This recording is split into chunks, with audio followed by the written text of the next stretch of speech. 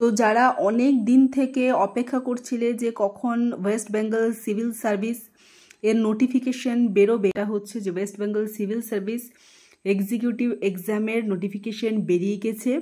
Exam হবে আগেকার প্যাটার্নেই, যেমন হতো প্রিলিমিনারি 200 নাম্বারে, ওটা তুমি পাস করার পর মেন্স দিতে পারবে।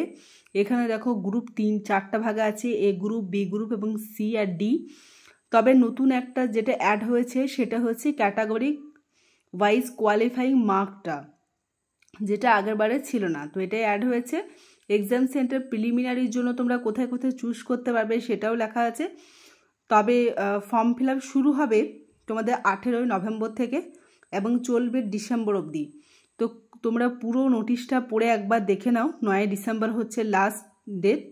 তো যারা প্রিপারেশন করছো তারা খুব ভালোভাবে প্রিপারেশন শুরু করে দাও। আর এরকম ভিডিও পেতে অবশ্যই আমার চ্যানেলটাকে লাইক করে সাবস্ক্রাইব করে দিও।